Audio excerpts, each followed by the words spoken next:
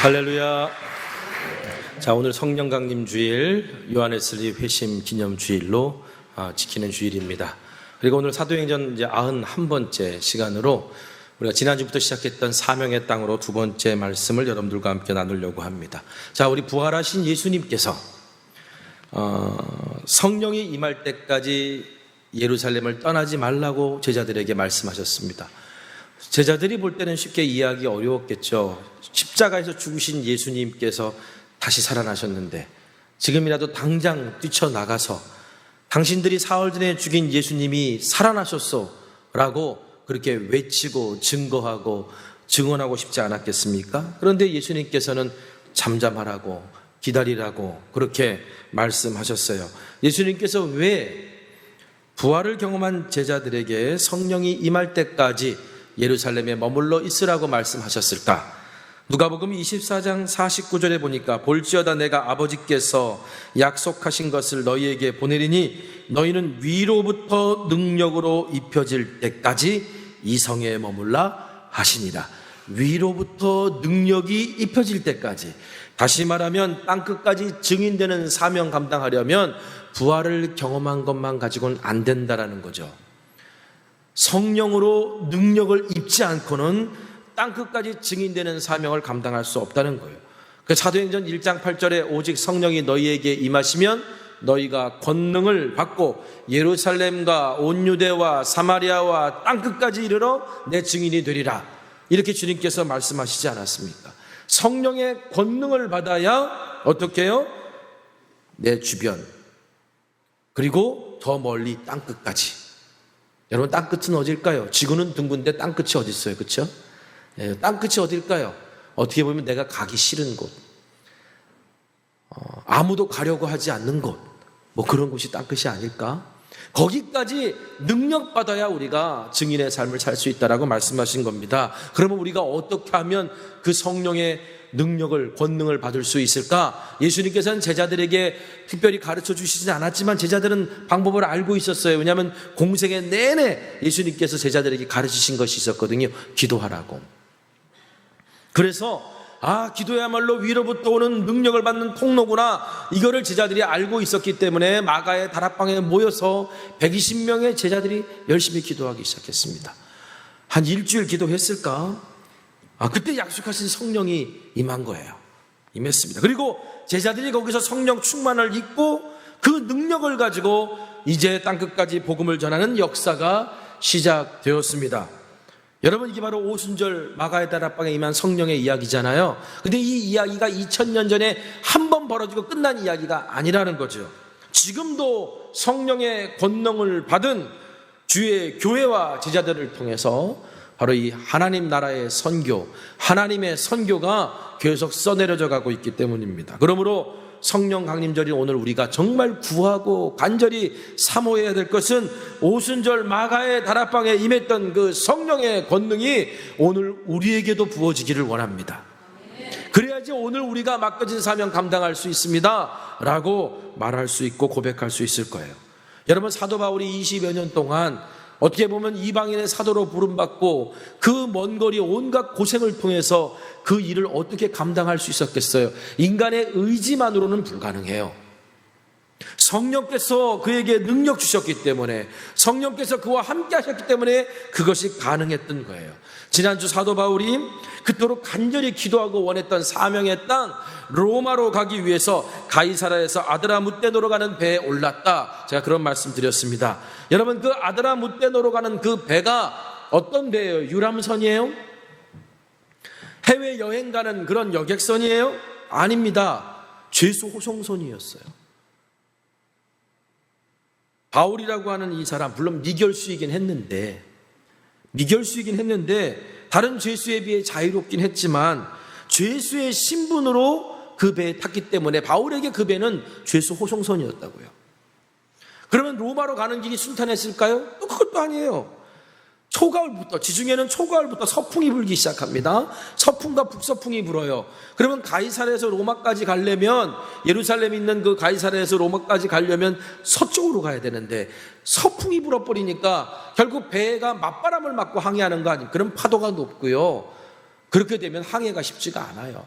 그러다가 조금 지체되면 겨울이 다가오고, 겨울이 다가오면은 지중해는 아예 항해가 불가능한 그런 바다가 돼버립니다. 폭풍을 만나기 너무 쉬운 바다예요. 당연히 순탄하지 않았어요. 그런데도 바울이 폭풍을 두려워하지 않고 고난을 두려워하지 않고 사명의 땅으로 떠났습니다. 자, 지난주에 그런 바울 이야기를 하면서 우리가 그런 사명의 땅으로 가려면 두 가지를 준비해야 된다고 그랬죠. 여러분, 사명의 땅으로 갈 때만 두 가지를 준비해야 되는 게 아니에요. 우리의 인생도 어떻게 보면 하나님이 우리에게 주신 생명이라는 게 그런 거잖아요. 삶은 명령이다. 생명을 품면 그거 아닙니까? 삶은 명령이다. 하나님이 우리에게 주신 사명 따라 살아가는 게 우리 인생인데, 그 인생 따라 살아가려면 폭풍이 당연히 찾아오게 마련이고요. 그렇다면 우리가 거기서 두 가지를 준비하고 있어야 된다. 첫 번째가 뭐라 그랬습니까? 주님과 친밀해야 된다라고 말씀드렸어요. 여러분, 주님과 친밀해야 우리가 어떤 상황에서도 내가 주님을 신뢰하고 바라보잖아요.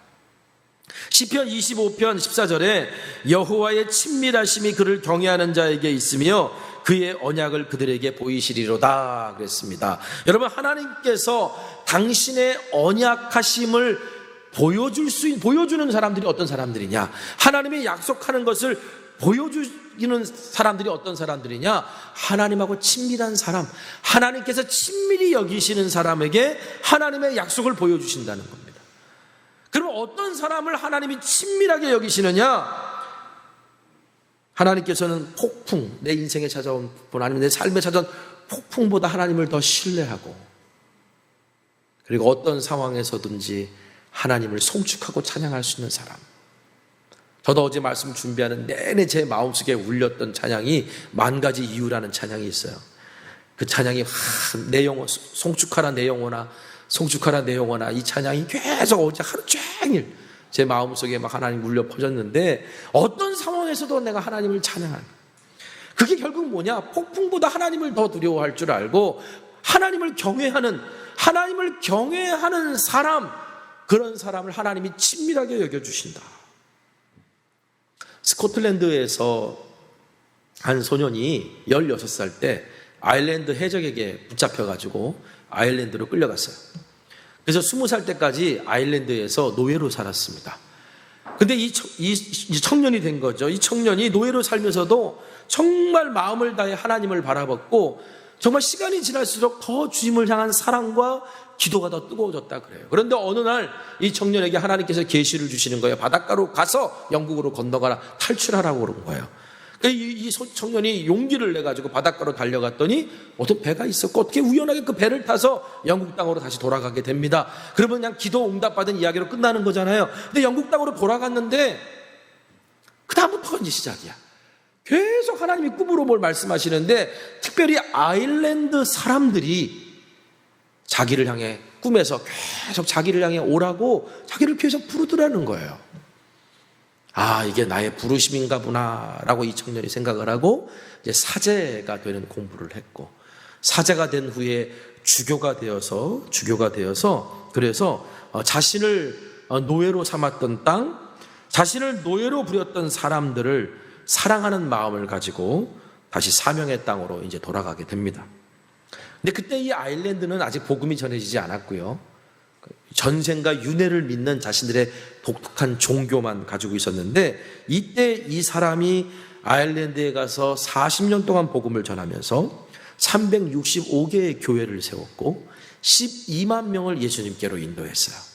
그래서 이 사람이 죽고 난 다음에 이 아일랜드 사람들은 이 사람을 뭐라고 불렀냐면 아일랜드의 사도, 아일랜드의 수호 성인이라고 불렀습니다. 이가 누구냐? 바로 5세기경에 아일랜드에서 선교사로 살았던 성 패트릭입니다. 성 패트릭. 지금도 이 아일랜드 사람들은 패트릭을 자신들의 정체성으로 여기고요. 3월 17일인가를 성 패트릭 축제로 여겨서 아주 대단한 축제들을 엽니다. 그 축제 사진을 하나 보여주세요. 저게 이제 저 아까 잠깐 나왔다 들어갔지만 저 녹색, 그리고 저기 보면 토끼풀, 새잎 달린 그 토끼풀이 왜 아일랜드 사람들의 상징이 된 줄 아세요? 패트릭이 아일랜드 사람들에게 성삼위일체를 전할 때 저 토끼풀을 가지고서 성삼위일체를 전했다. 그래서 이제 토끼풀이, 저 3개짜리 토끼풀이 그들의 상징, 녹색도 마찬가지. 그래서 자신들의 상징이 된 거예요.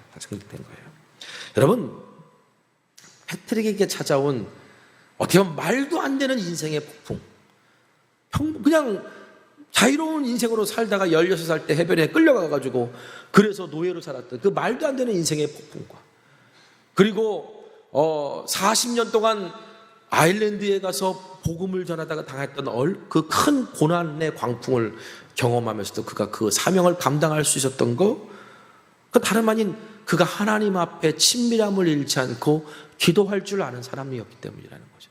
그래서 이 성 패트릭이 우리에게 귀한 기도를 하나 가르쳐 주는데요. 에베소서 6장 14절 말씀, 그런즉 서서 진리로 너희 허리를 띠를 띠고 의의 호심경을 붙이고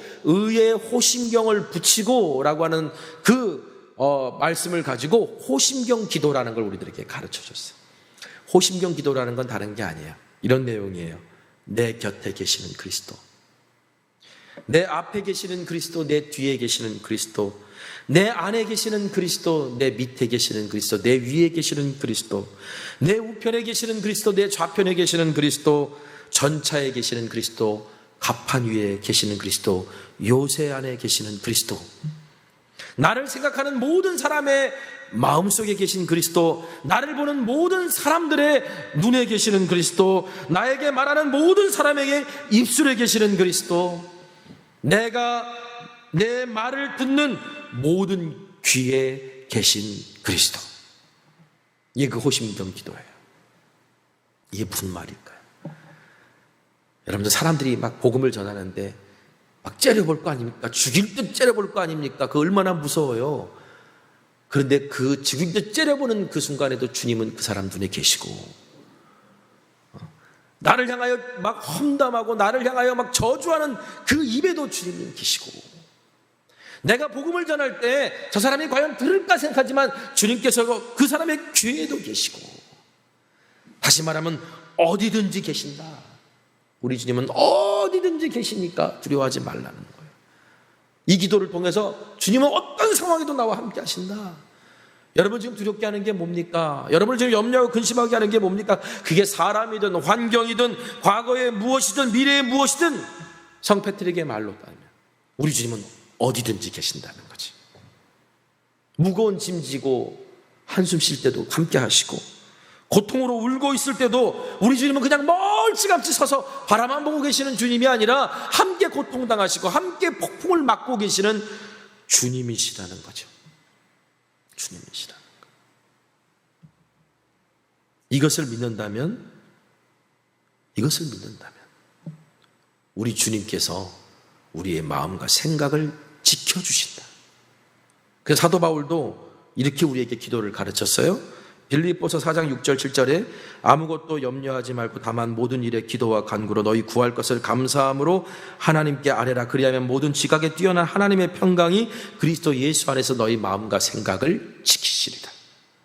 여기서 지키신다는 말이 뭐냐면 너희 마음과 생각 주변에 하나님의 군대를 배치시키시겠다는 말이에요. 여러분, 하나님의 군대가 내 마음과 생각 주변에 이렇게 쫙 뺑 둘러 있는데 어떤 세상의 위협과 군대가 그걸 넘을 수 있겠습니까? 그렇죠? 그게 하나님이 지켜주신다는 거예요. 그래서 에모스라는 분은 이렇게 기도했습니다. 지혜로운 사람은 폭풍이 치면 위험에서 구해달라 하지 않고 두려움에서 구해달라고 기도한다. 여러분 보세요. 위험에서 구해달라고 기도해서 하나님 위험에서 구해주셨어요. 그러면 또 위험이 찾아오면 또 뭐 할까요? 또 두려워하면서 그거 구해달라고 할 거 아닙니까? 근데 지혜로운 사람은 뭐냐? 이 폭풍 속에서 두려움에서 구해달라고 기도한다. 두려움이 사라지게 해달라고 기도한다는 거예요. 그러면 나중에 내 인생에 어떤 폭풍이 찾아와도 두려움 없이 그것을 맞설 수 있잖아요. 예수님께서 갈릴리 바다에서 폭풍에 두려워 떠는 제자들에게 야, 너희들 왜 이렇게 믿음이 없느냐라고 혼내셨어요. 도대체 예수님이 뭘 원하셔서 제자들을 혼내신 걸까요? 제자들이 무슨 믿음이 없었기 때문에 예수님이 혼내실 거예요? 폭풍이 치는 바다, 그러면 예수님처럼 딱 일어나서 바람아 잔잔해져라 뭐 이렇게 외치길 바라셨던 걸까요? 아니에요. 예수님이 바라신 건 다른 게 아니에요. 지금 네 배에 누가 타고 있니? 두려워 떨고 있는 이 배에 지금 누가 타고 있니? 내가 타고 있지 않니? 근데 왜 두려워하니? 내가 너의 배에 타고 있는 한, 내가 너의 가정에 함께하고 있는 한, 내가 너의 자녀들에게 함께하고 있는 한, 내가 너의 직장과 사업장에 함께하고 있는 한, 아무리 세상의 풍랑이 거세도 절대로 가라앉지 않는다는 걸 믿어라. 그래야만이 앞으로 인생에 찾아오는 수많은 폭풍을 견디고 사명의 바다로 나아갈 수 있다는 거죠. 여러분, 지금도 하루에 2,000개 이상 되는 거대한 폭풍이 지구상에 발생합니다. 슈퍼컴퓨터가 날씨를 예측해서 태풍이 언제 일어날 거고 어떻게 될 거라는 걸 예측 가능합니다. 그런데 여러분, 우리의 인생에 찾아오는 폭풍은 예측 가능하지 않아요. 우리의 인생에 찾아오는 건강의 폭풍, 우리 인생에 찾아오는 관계의 폭풍, 우리 인생에 찾아오는 어떤 삶의 위기의 폭풍은 예측 가능하게 찾아오지 않을 때가 너무 많아요. 더군다나 세상의 폭풍이 아무리 커도 그 폭풍보다 더 강력한 폭풍은 우리 마음에서 부는 폭풍이라 그랬잖아요. 그렇기 때문에 우리가 사명의 땅으로 가기 위해, 우리의 인생에서 찾아온 위기들을 극복하기 위해 무엇보다도 오늘 우리가 준비하고 갖추고 있어야 될 것은 내가 주님하고 친밀하냐는 겁니다. 주님하고 친밀함을 갖고 있어야 된다는 거예요. 끝까지 주님을 바라보고 신뢰할 수 있는 사람만이 하나님의 약속을 보게 되는 줄 믿으시기를 바랍니다.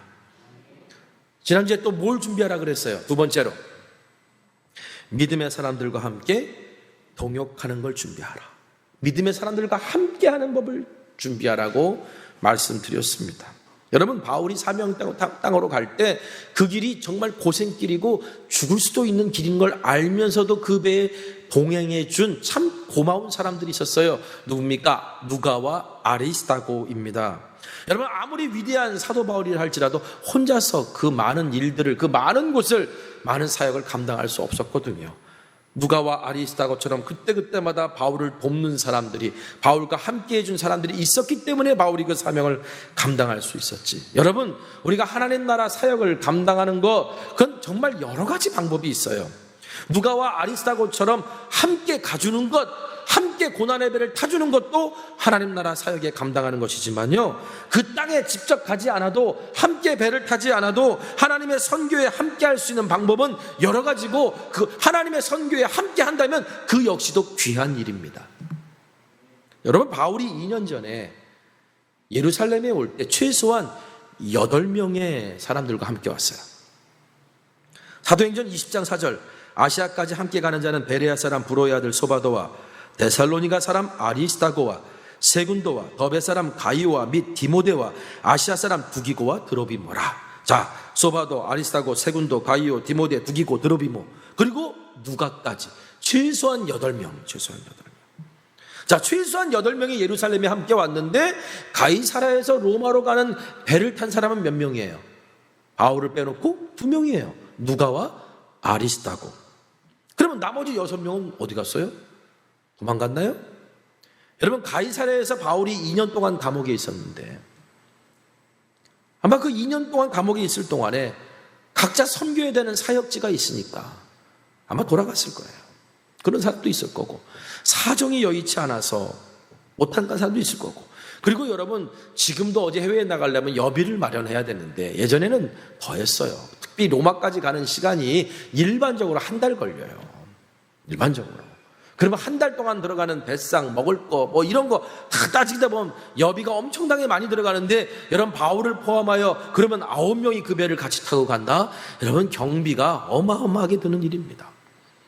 경비도 경비 문제지만 로마 당국이 이를 허용할까요? 그래도 죄수인데 2명 같이 가주는 것도 봐주는 건데 8명이 함께 가면, 아니 그 배 안에서 무슨 짓을 저지를 줄 알고, 그러니까 허용 안 해줬을 거예요. 그러다 어떤 사람은요, 그럼 왜 누가와 아리스다고만 가냐고, 내가 가면 안 되겠냐, 이런 사람 당연히 있었겠죠. 그렇죠? 나도 바울을 사랑하고 나도 바울과 함께 하기를 원한다는 사람 당연히 있었겠죠. 그런데 결국 누가와 아리스다고만 가요. 이 얘기는 뭐냐면 순종한다는 거야. 순종. 각자 자기의 부르심이 있음을 알고 순종한 사람들이 있었다는 거죠. 여러분, 우리는 다 모두에게 각자 맡겨진 자리가 있어요. 누군가는 바울과 함께 고난의 배를 타고 가야 될 사람도 있고요. 누군가는 남겨진 신앙 공동체를 돌보고 그리고 물질과 기도로 후원해야 될 사람들도 있어요. 그걸 누가 결정하느냐? 그걸 내가 어떻게 아느냐? 사실 이게 중요한 거거든요. 그래서 이거를 그 부르심의 자리를 알고 이거를 온전히 결정하기 위해서 사명의 땅으로 가기에 준비해야 될 또 하나가 있습니다. 제가 지난주엔 2가지를 얘기했고요. 오늘은 1가지, 마지막 3번째를 얘기하는데 그 3번째가 뭡니까? 중요한 사람이 아니라 필요한 사람이 되고자 하는 마음을 가져야 된다. 중요한 사람이 되는 것이 아니라 필요한 사람이 되려는 마음을 준비하고 있어야 된다라는 얘기입니다. 여러분, 누군가와 함께 한다는 건 사실 쉽지 않아요. 함께 일하는 것보다 솔직히 말하면 혼자 일하는 게 속 편해요. 조금 어려울 수 있는데, 그렇죠? 눈치 안 봐도 되지. 내 시간 내 마음대로 쓰면 되지. 저도 예전에 혼자 이제 유럽에 여행 갔던 적이 있었는데, 여행이라기보다는 하여튼 주님의 음성을 쫓아가는 일이었는데, 스코틀랜드에서 에딘버러라는 곳에서 거기가 너무 좋아가지고 칼튼 힐이라는데 너무 좋아서 그냥 제가 하루 종일 그냥 일정 취소하고요. 저 혼자 거기 앉아있다 내려왔어요. 혼자 갔으니까 가능한 일이에요. 누가 갔으면 그거 항의해야지. 왜 이래야 되느냐, 뭐 상점을 더 가봐야 되는 거야, 막 이러지만 혼자 갔으니까 그게 가능한 일 아닙니까? 그렇죠? 혼자 하면 뭐 누구를 설득할 필요도 없고 눈치 볼 필요도 없고 내 주장을 내려놓을 필요도 없고. 근데 여러분, 이렇게 하면은요, 특히 주님의 일은 혼자 하면요, 시작은 빨리 할 수 있는데 오래 가지 못해요. 멀리 가지 못해요. 그래서 믿음의 사람들이 뭔가 함께 사명을 감당하기 위해서 중요한 것이 우리의 마음의 자세가 내가 어떤 일을 할 때 중요한 사람이 되고자 하는 마음이 아니라 내가 필요한 사람이 되고자 하는 마음을 갖고 있어야 된다는 거예요. 자, 사도 바울이 헤롯 아그리파 2세 앞에 서서 복음을 전했습니다. 그랬더니 그 헤롯 왕이 뭐라고 얘기하냐면, 네가 짧은 말로 나를 설득해서 그리스도인이 되게 하려느냐? 이렇게 말해요. 그랬더니 사도행전 26장 29절에 세번역 성경을 읽어드릴게요. 바울이 이렇게 대답했습니다. 짧거나 길거나 간에 나는 임금님뿐만 아니라 오늘 내 말을 듣고 있는 모든 사람이 이렇게 결박당한 것 외에는 꼭 나와 같이 되기를 하나님께 빕니다. 자, 뭐냐면 내가 지금 결박당하고 고난당했는데 이것 말고, 모든 사람이 이것 말고 내가 지금 예수 믿는 기쁨과 구원받는 하나님의 자녀에 대한 행복을 모든 사람들이 다 알길 원합니다. 뭐 이런 말이에요. 여러분, 바울의 이 말의 의미가 뭔지 아세요? 바울의 이 말의 의미는 이런 거예요. 내가 누군가를 구원하는 일에 있어서 하나님이 나의 고난을 필요로 하세요? 하나님이 나의 환난을 필요로 하세요? 그러면 하나님, 나를 그렇게 쓰세요.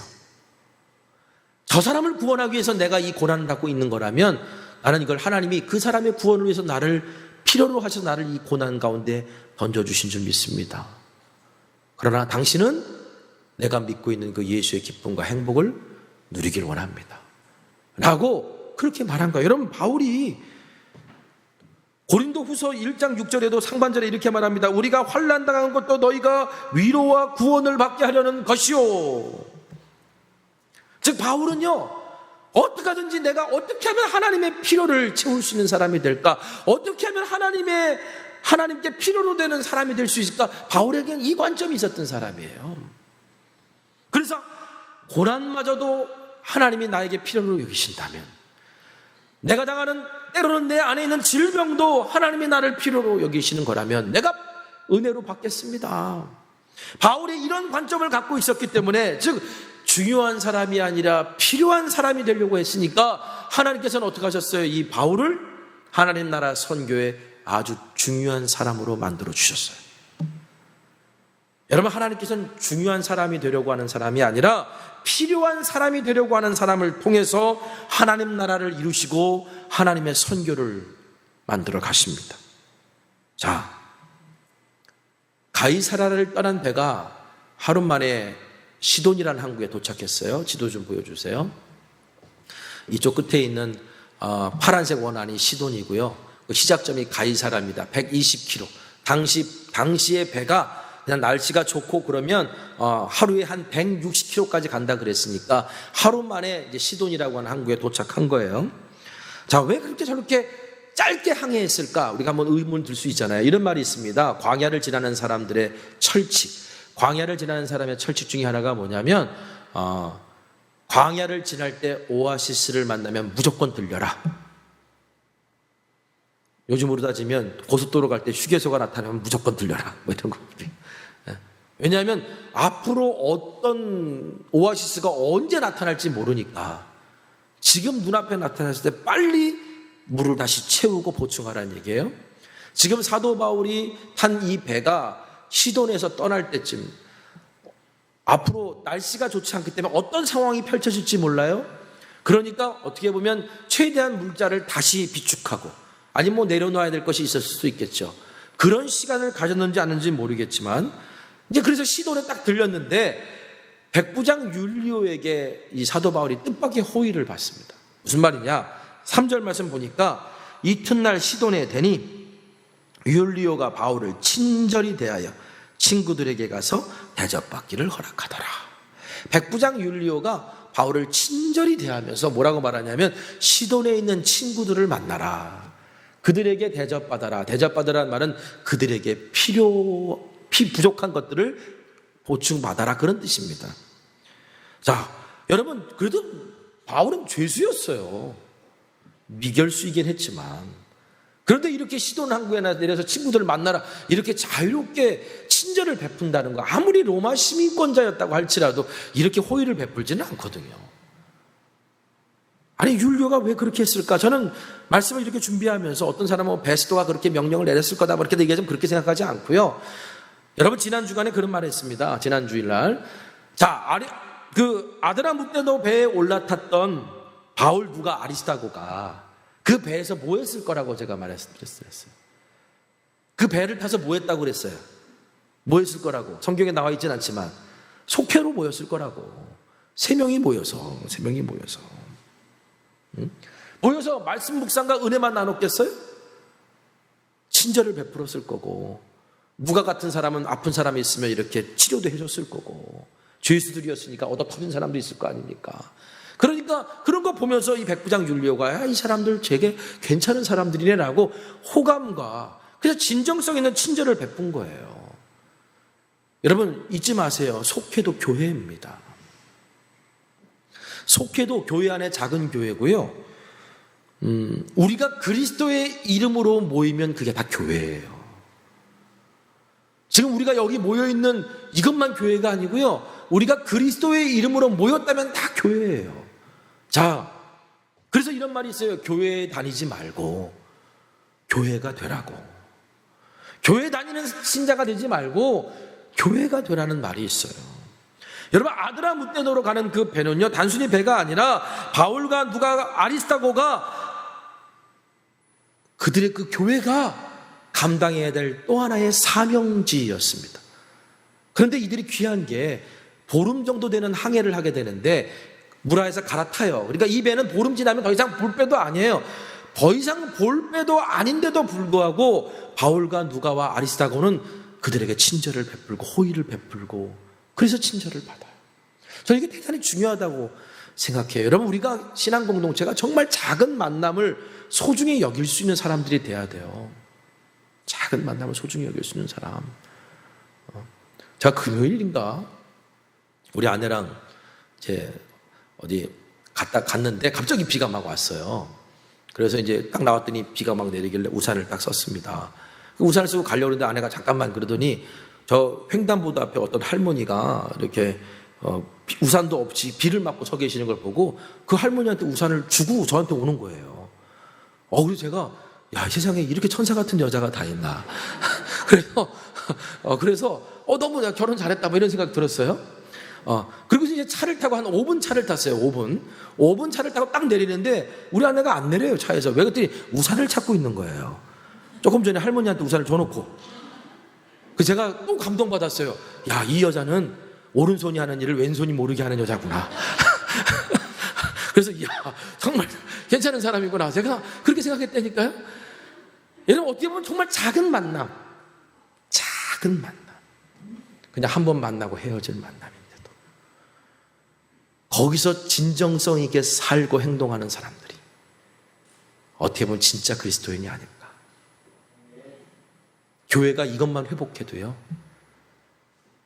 이 시대에 다시 영향력을 회복할 수 있어요. 자, 백부장 율리오가 바울에게 친절을 베풀었습니다. 친구들을 만날 수 있게 해줬어요. 3절 보니까 친구들. 근데 친구라는 말이 되게 흥미로워요. 시돈에 있는 그리스도인들을 향해 친구들이라고 말합니다. 근데 바울은 기록상으로는 시돈에 들린 적이 없어요. 자, 사도행전 11장 19절에 보니까 그때 스데반의 일로 일어난 환란으로 말미암아 흩어진 자들이 베니게와 구브로와 안디옥까지 이르러 유대인에게만 말씀을 전하는데, 스데반 박해 때 흩어진 사람들이 있었어요. 근데 페니키아라는 곳까지 갔어요. 페니키아에 중요한 구도시가 있는데 두로와 시돈이에요.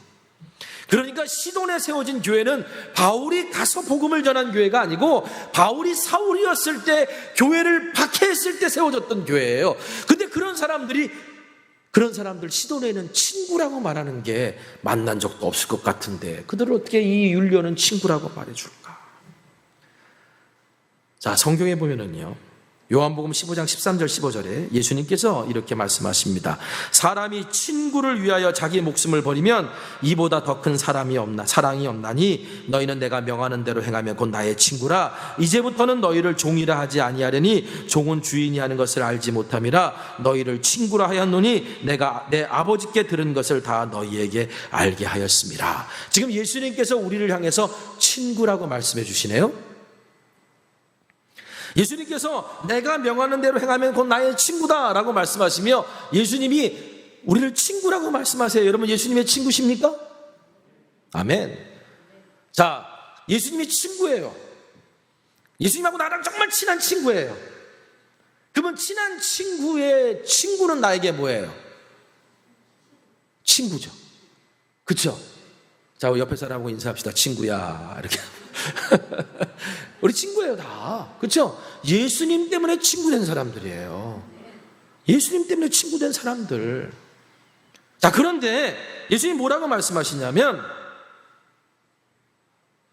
친구를 위하여 자기 목숨을 버리면 이보다 더 큰 사랑이 없나니 그러셨어요. 내가 명하는 대로 행하면 곧 나의 친구인데 그 친구를 위하여 자기 목숨을 버리기까지 하면 그보다 큰 사랑은 없다. 즉, 당신의 친구들이 서로를 위해 생명을 아끼지 않을 만큼 주님의 명령을 따를 수 있도록 필요를 채워준다면 그것만큼 큰 사랑이 없다라는 거예요. 우리의 친구들의 필요를 채워줘. 주님의 명령을 따르는 일에 필요를 채워준다면 그것만큼 큰 사랑이 없다.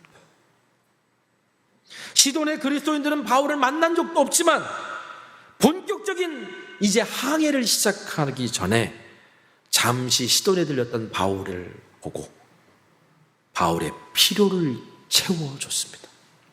무슨 필요를 채워줬을까요? 먼저 육적인 필요를 채워줬겠죠. 맛있는 음식을 대접했겠고, 옷이 낡았고, 감옥에서 나왔으니 뭔 옷이 있었겠어요.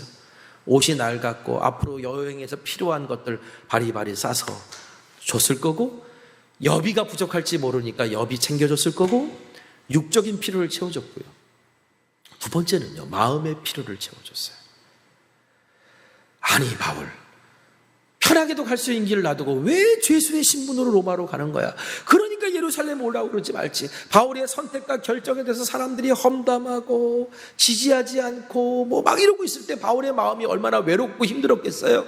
그런데 두로와 시돈에 있는 교인들은 바울을 위로해주고 지지해주고 격려해주니 바울의 마음의 필요를 채워줬을 거고요. 마지막 세 번째로는요, 영적인 필요를 채워줬을 거예요.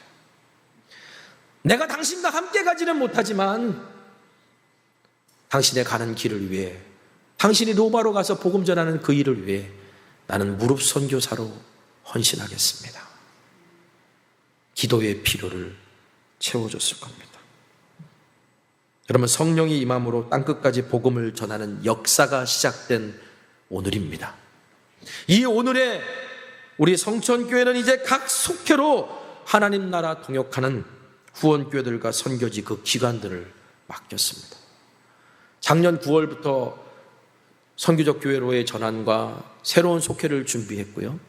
올 4월 달에 그것을 발표했고, 이제 오늘은 시돈에 들린 날과 같은 거예요. 이제 본격적인 항해는 이제 시작하는 겁니다. 왜? 각 속회에서 붙들고 기도해야 되는 선교지, 교회, 하나님 나라 사역이 우리에게 주어졌기 때문에 이제 오늘 우리가 시돈의 그리스도인들처럼 우리의 선교지를 향해 육신의 필요, 마음의 필요, 그리고 영적인 필요, 기도의 필요를 채워주는 진정한 주님의 친구가 되시기를 주님의 이름으로 간절히 부탁드립니다. 성령님은 하나님 나라를 위해 필요한 사람, 필요한 교회가 되고자 하는 이들을 찾고 계시고 그들을 동역자 삼아서 지금도 일하고 계십니다. 저와 여러분이 바로 하나님이 찾으시는 바로 그런 사람, 그런 교회가 되기를, 그리고 그 일을 감당하기를 하나님 오늘 우리에게 성령의 권능을 부어 주시옵소서. 오늘 우리를 사용하여 주옵소서. 구하고 기도하는 저와 여러분 되시기를 간절히 소망합니다. 우리 결단에 찬양하겠습니다.